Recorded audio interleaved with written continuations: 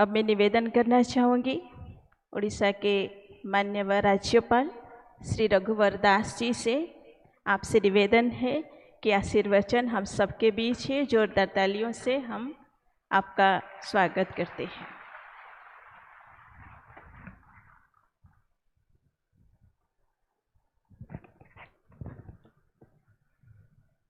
जय जगन्नाथ।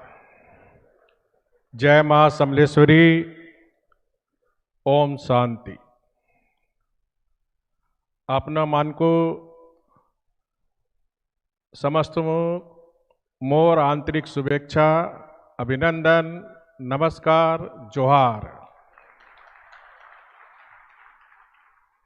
राष्ट्रीय शिक्षा मिशन अभियान के शुभारंभ पर मंच पर विराजमान दुनिया के सर्वाधिक लोकतांत्रिक देश भारत के महामहिम राष्ट्रपति आदरणीय श्रीमती द्रौपदी मुर्मू जी, भारत के माननीय मंत्री मानव संसाधन कौशल विकास उद्यमिता सम्मानीय श्री धर्मेंद्र प्रधान जी, उड़ीसा सरकार के वाणिज्य परिवहन एवं जल संसाधन मंत्री श्रीमती दुकनी साहू जी, रेंगाल के एमएलए श्री नौरी नायक जी, संबलपुर सब जोन निदेशक राजयोगिनी श्री बीके पार्वती जी, माउंट आबू के शिक्षा निकाय के उपाध्यक्ष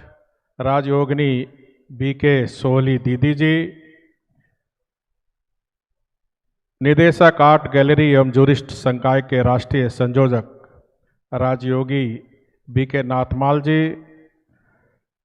संबलपुर सब जोन के निदेशक राजयोगिनी बीके बीनी जी, माउंट आबू के निदेशक शिक्षा निकाय डॉक्टर बीके लीना जी, इस सभागार में उपस्थित भारत के विराट लक्ष्य को पूरा करने के लिए शिक्षा एक सशक्त माध्यम है और इसलिए महात्मा गांधी जी ने भी कहा था कि bye education I mean and round development of body mind and spirit, अर्थात शारीरिक, मानसिक और आध्यात्मिक जीवन का सुरंगिन विकास ही शिक्षा का धर्म है।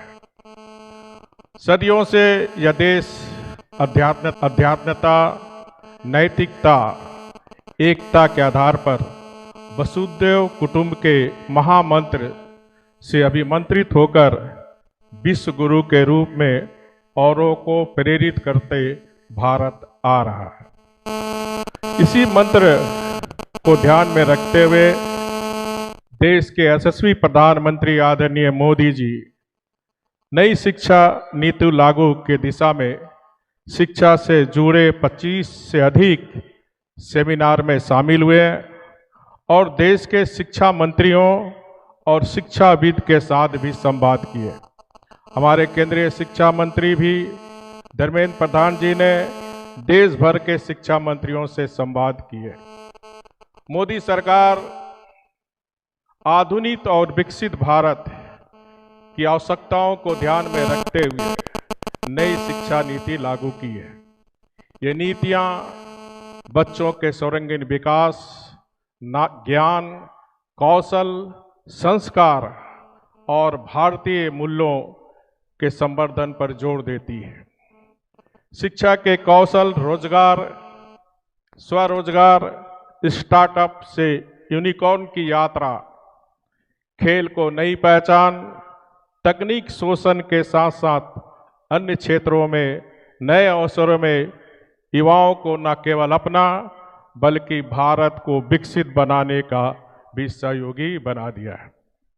आज की युवा पीढ़ी नए भारत के लिए अमृत पीढ़ी है, जो आने वाले 25 वर्षों में जब देश की आज़ादी के 100 वर्ष हम मनाएंगे तो देश को एक नई ऊंचाई पर ले जाएगी, भारत को आत्मनिर्भर और भारत को विकसित भारत बनाएगी।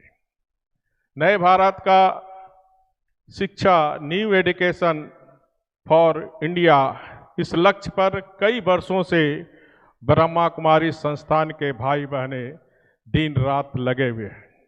गांव, गली, शहर, बस्ती में जाकर जाति, धर्म और उम्र से आगे बढ़कर छोटे से बड़े तक सबको मूल्यवृद्धि की शिक्षा दे रहे हैं। राजयोग की शिक्षा से मनुष्य के अंदर छिपे दिव्य गुणों का विकास करा रहे हैं।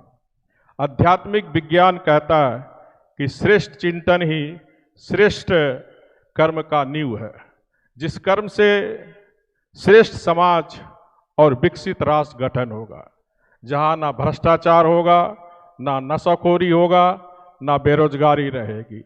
हर शिक्षक बनेगा आदर्श शिक्षक, हर डॉक्टर बनेगा वफादार, हर कोई अपनी जीवन जीविका को सुरक्षित कर पाएंगे। इसलिए तो हमारे माननीय प्रधानमंत्री नरेंद्र मोदी जी ने नारे दिए हैं, एजुकेशन टू ऑल, और बेटी बचाओ और बेटी पढ़ाओ। मैं मुक्त कंठ से कह सकता हूं कि अगर देश को विकास के शिखर पर ले जाना है तो प्रधानमंत्री के 5 मंत्र पर हमें खरा उतरना है।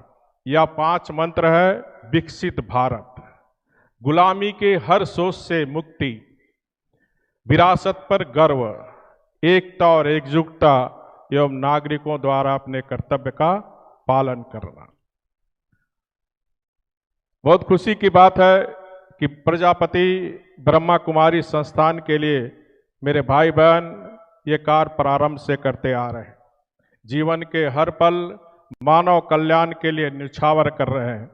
बिखरों को जुटाया है, भटकों को राह दिखाया है। नाचीज को चीज बनाने में ब्रह्म कुमारी संस्थान जो कार्य कर रहे हैं वह वास्तव में प्रेरणादायी है। आध्यात्मिक शिक्षा के बल पर नैतिक मूलभूत की श्रीवृद्धि करते हुए राष्ट्र निर्माण में अपने आप को खपा देने वाले मेरे भाई बहनों को मैं नमन करता हूं, वंदन करता हूं।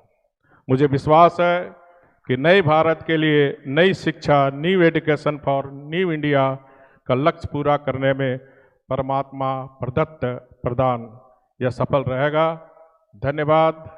ओम शांति। वंदे उत्कल जननी। जय हिंद।